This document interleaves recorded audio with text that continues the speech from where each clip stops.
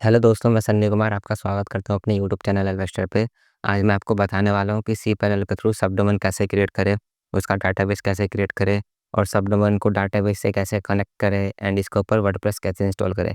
ये सारा प्रोसेस मैं आज आपको बताने वाला हूँ कि cPanel में सबडोमेन बनाने से लेकर वर्डप्रेस इंस्टॉल करने तक का पूरा प्रोसेस। तो चलिए चलते हैं अपने कंप्यूटर स्क्रीन पे और करते हैं वीडियो की शुरुआत। तो मैं आ चुका अपनी कंप्यूटर स्क्रीन पे, मैंने cPanel ऑलरेडी खोल कर रखा हुआ है। इसके अंदर हम लोग अब अपना स्टार्ट करते हैं। सबसे पहले मैं इस पे डोमेन पे क्लिक करूँगा। सबसे पहले हम लोग क्या सब डोमेन क्रिएट करेंगे, तो डोमेन पे क्लिक करेंगे तो डोमेन का ऑप्शन आ जाएगा। यहाँ पे देखिए ऊपर कॉमन ऑप्शन आ रहा है क्रिएट अ न्यू डोमेन, इस पे क्लिक करेंगे। यहाँ पे अपना सब डोमेन डालेंगे विथ प्राइमरी डोमेन, जो भी आपका प्राइमरी डोमेन है, ठीक है। तो ये मैंने ऑलरेडी एक सब डोमेन बना कर रखा हुआ है प्राइमरी डोमेन के साथ, तो इसको मैं कॉपी पेस्ट कर लेता हूँ और नीचे यहाँ पर रूट फाइल डालनी। तो रूट फाइल वो डालेंगे जिस फाइल के अंदर हमको अपना सारी फाइल स्टोर करके रखनी है। तो उसको ये अब मैं cPanel पे दोबारा जाता हूँ और यहाँ से उसका जो फाइल है उसको कॉपी कर लेता हूँ, जो पाथ है।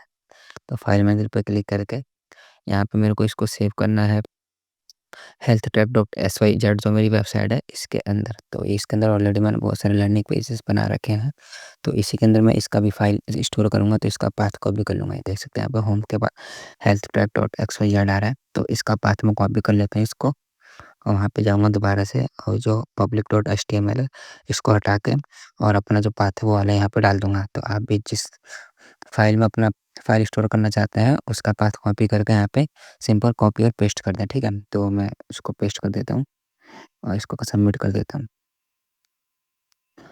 ये थोड़ा नेट स्लो चल रहा है। ये देख सकते हैं हमारा क्या सब डोमेन सक्सेसफुली क्रिएट हो चुका है। देखिए इस वहाँ पर पॉपअप का मैसेज भी आएगा, उसको आप पढ़ लें। और ये हमारा सब डोमेन जो देखो क्रिएट हो चुका है। इसको मैं क्लिक करता हूँ, अभी तो कुछ भी नहीं आ रहा, अभी साइट कांट भी रीच, ठीक है, क्योंकि अभी प्रॉपर तरीके से ये ऑन नहीं हुआ है। तो इसके बाद हम लोग का जो नेक्स्ट प्रोसेस है इसको मैं आपको पहले दिखा देता हूँ कि हमारी जो फाइल बनी है वो कहाँ पे बनी। देखिए health.xyz है, इसके अंदर हम लोग जाएंगे। देखिए यहाँ पे सेकंड नंबर पे जो हमारी फाइल है, ये अभी हमने जो फाइल बनाई थी पासवर्ड डाल के, यहाँ पे फाइल स्टोर हो चुका है, ठीक है।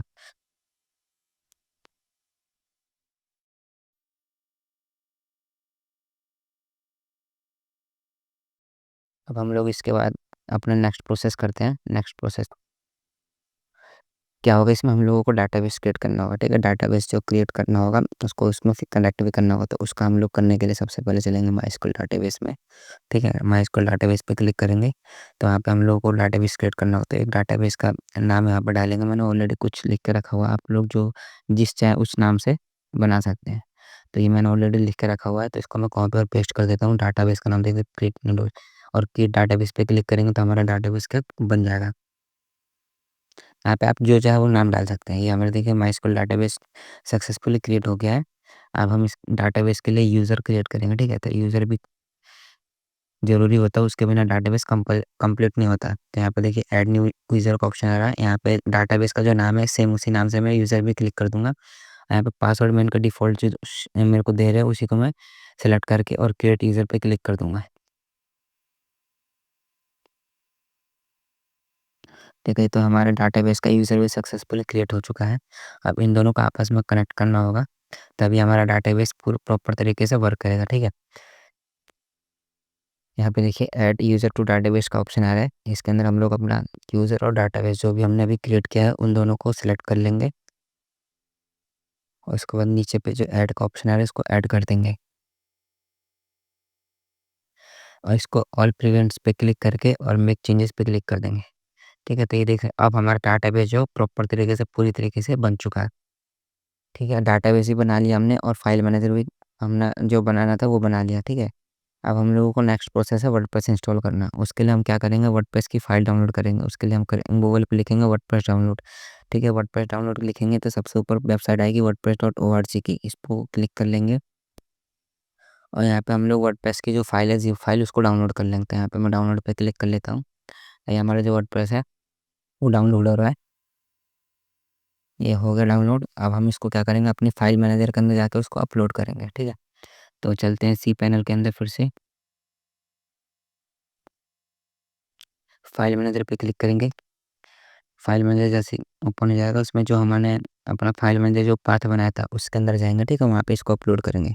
तो वहाँ पे जाने के लिए सबसे पहले हम लोग चलता हूँ हेल्थ टैब पे, इस वाली फाइल के अंदर हमारा जो सेकंड था ये जो हमने सब डोमेन बनाया था, इसको क्लिक करेंगे। इसमें 2 फाइलें ऑलरेडी बनी हुई है, इसको मैं डिलीट कर देता हूँ, इनकी ज़रूरत नहीं है।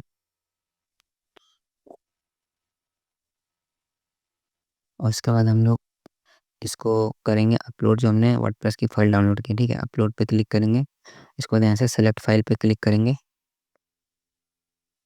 और जो भी हमारी फ़ाइल डाउनलोड हुई है वर्डप्रेस की, उसको सेलेक्ट करके अपलोड कर लेंगे, ठीक है? सेलेक्ट करके कर लिया हम लोगों ने अपलोड।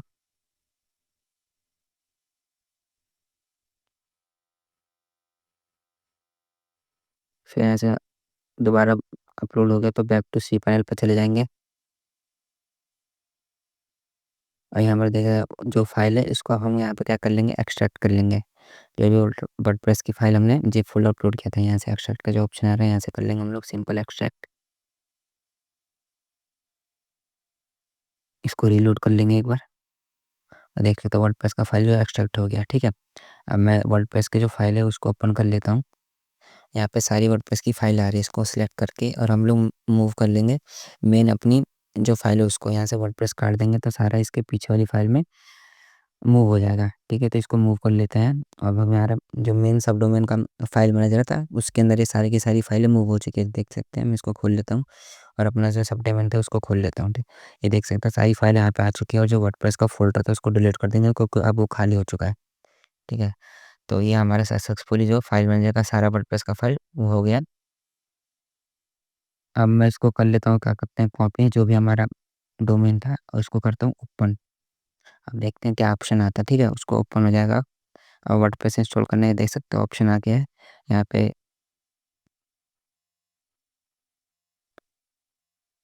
इसके बाद मैं इसको अब कंटिन्यू कर लेता हूँ और उसके बाद यहाँ पे देखिए डाटाबेस का नेम वगैरह पूछेगा, इसको डालेंगे। तो ठीक है, मैं लेट्स गो पे क्लिक कर लेता हूँ। यहाँ पर डाटाबेस का नेम जो हमने डाटाबेस बनाया था उसको कनेक्ट करने का समय आ गया है, तो उसको कनेक्ट करना पड़ेगा तभी वो डाटाबेस से कनेक्ट होगा। तो डाटाबेस का नेम जो हमने रखा था वो कॉपी कर लेंगे, यूज़र भी हमने सेम ही रखा था तो इसको भी पेस्ट कर देंगे। अब पासवर्ड इसको डाल देते हैं। पासवर्ड मैंने स्टोर सेव करके नहीं रखा था नोटपैड पे, तो मैं क्या करूँगा पासवर्ड रीसेट कर लेता हूँ क्योंकि पासवर्ड याद नहीं मुझे।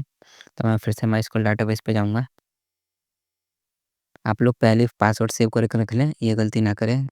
डाटाबेस का जो भी नाम और यूज़र नेम और पासवर्ड है सब कुछ सेव कर लें नोटपैड पे पहले ही, ठीक है? ये हमारा डाटाबेस था, इसका चेंज पासवर्ड कर देता हूँ क्योंकि मैं पासवर्ड मैंने स्टोर करके नहीं रखा था, ठीक है? अब इसके लिए मैं इसको पासवर्ड चेंज कर रहा हूँ। ये प्रोसेस आपको नहीं करना होगा अगर आप पहले ही सेव करके रखते हैं। तो ये मैंने नया पासवर्ड डाल दिया, इसको मैं चेंज कर देता हूँ अपना डाटाबेस का जो यूज़र था उसका पासवर्ड। ये हो गया सक्सेसफुली। अब मैं यही पासवर्ड सेम जाके वहाँ पे डाल दूँगा, नोटपैड पे भी मैंने रख लिया, आप लोग ये पहले ही रख लें, ठीक है? अब मैं इसको कॉपी करके और यहाँ पे इसमें डाल दूँगा, ठीक है? तो हमारा डाटाबेस कनेक्ट हो चुका है वर्डप्रेस से। आप देख सकते हैं रन इंस्टॉल का ऑप्शन आ गया है, तो इसको रन करके इंस्टॉल कर लेंगे वर्डप्रेस को। अब यहाँ पे साइट टाइटल पूछा हमारे वर्डप्रेस का साइट टाइटल का नाम पूछ रहा है, तो नाम डाल देंगे हम लोग जो भी हमारे वेबसाइट का नाम रखना चाहते हैं वो डाल देंगे और यूज़र नेम और पासवर्ड जो भी आप रखना चाहते हैं रख सकते हैं। तो मैं भी कुछ ना कुछ यूज़र नेम बना लेता हूँ। मैं एक्चुअली क्या करता हूँ ईमेल आईडी को ही अपना यूज़र नेम बना लेता हूँ, एक नॉर्मल सा info@ करके एक अपना ईमेल आईडी बना लेता हूँ जो मैं बाद में सी पैनल से बनाऊँगा। अगर आप लोग भी चाहते हैं कि सी पैनल से वेबसाइट के नाम से ईमेल आईडी कैसे बनाएँ, तो इसके लिए कमेंट करें, मैं इसको भी आपको प्रोसेस बता दूँगा कि कैसे बनता है। ठीक है? तो ये मैं पहले इन्फो वाला एक ईमेल आईडी रेडी कर लिया है, इसको बाद में मैं एक्टिवेट कर लूँगा और यहाँ पे फिर ईमेल आईडी में भी ये डाल दूँगा और यहाँ पे पासवर्ड जो भी आपको रखना है अपना वर्डप्रेस WP एडमिन का लॉगिन पासवर्ड वो यहाँ पे आप लोग डाल दें।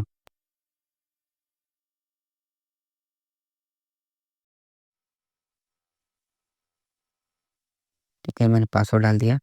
अब मैं इसको इंस्टॉल कर लूँगा। देखिएगा सक्सेसफुली क्या हमारा हो गया सब कुछ कंप्लीट। अब मैं इसको लॉगिन पे क्लिक करूँगा और यूज़रनेम और पासवर्ड डाल के इसको करूँगा लॉगिन डैशबोर्ड को। जो हमारा वर्डप्रेस का डैशबोर्ड था उसको लॉगिन करेंगे।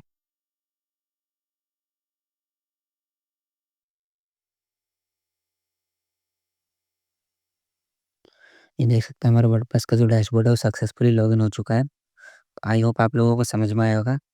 वेबसाइट को भी मैं आपको खोल के दिखा देता हूँ, देख सकते हैं कैसा हो गया। अब इसको डिज़ाइन करना मैं अपनी नेक्स्ट वीडियो में बताऊँगा।